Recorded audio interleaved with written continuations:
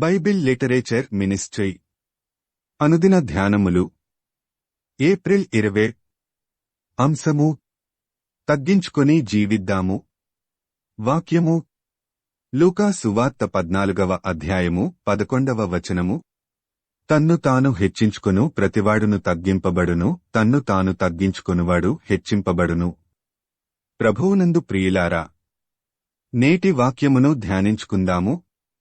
తనను తాను తగ్గించుకోవడమంటే నిస్సహాయ స్థితిలో, మనకు శక్తి సామర్థ్యాలు లేక ఏమి చేయలేని స్థితిలో అణిగిమణిగి ఉండటం తనను తాను తగ్గించుకోవడం అనిపించుకోదు.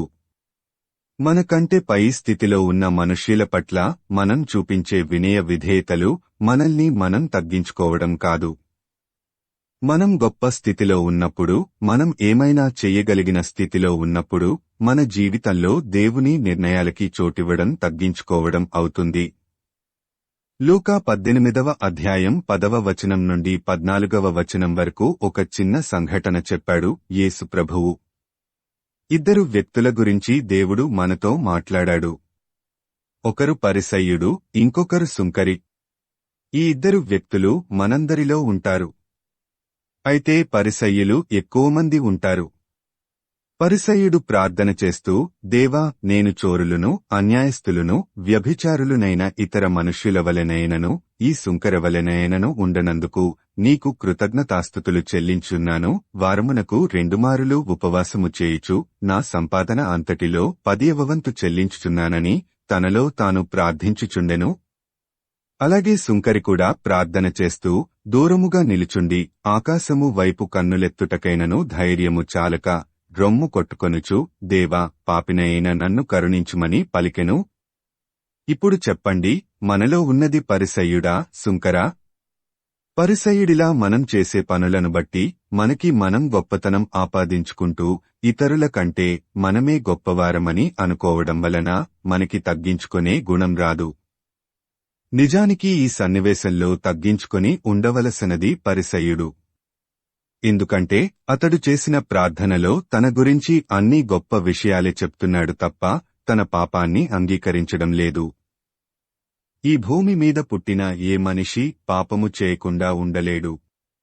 మనము పాపములోనే పుట్టి పాపములోనే చస్తున్నప్పుడు పరిసయ్యుడు గొప్ప నీతిమంతుడిలా తనకు తానే సర్టిఫికేట్ ఇచ్చుకుంటున్నాడు. పాపము చేయక మేలు చేయుచుండు నీతిమంతుడు భూమి మీద ఒక్కడైనను లేడు. ప్రసంగి 7:20.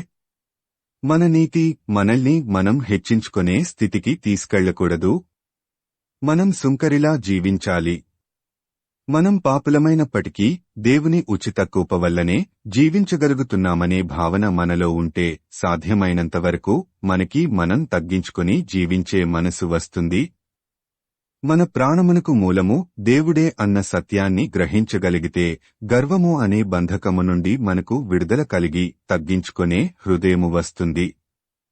అప్పుడు మన గొప్పతనాన్ని బట్టి మనకోసం గొప్ప కార్యాలు చేయమని దేవుణ్ణి అడిగే ధైర్యం మనకు రాదు. దేవుని ద్వారా మనకు నీతి ఆపాదించబడాలంటే సుంకరిలాంటి మనసు మనకి ఉండాలి. దేవుని ముందు మనల్ని మనం తగ్గించుకొని జీవిద్దాం.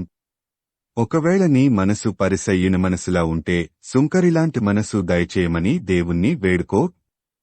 పరిసయ్యునిలా నిన్ను నీవు హెచ్చించుకుంటే దేవునిచే తగ్గించబడతావు. సుంకరిలా నిన్ను నీవు తగ్గించుకుంటే దేవునిచే హెచ్చింపబడతావు. ప్రార్థించుకుందాము. ప్రభువా, ఈ లోకంలో మేము జీవిస్తున్నది మా నీతి వలన కాక కేవలం నీ కృప వల్లనే అని ఎరుగక పరిసయ్యునిలా మమ్మును మేము హెచ్చించుకుంటున్నాము. సుంకరిలా తగ్గించుకొని జీవించే మనసు దయచేయమని యేసయ్య నామమున అడుగుచున్నాము తండ్రి. ఆమేన్.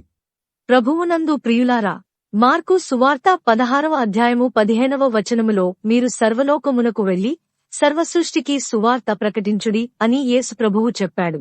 కాబట్టి సువార్తను ప్రకటించడంలో భాగంగా ఈ వాక్యమును మీ స్నేహితులు, బంధువులకు షేర్ చేయమని ప్రభువు నామమున కోరుతున్నాను. దేవుడు మిమ్మును దీవించునుగాక.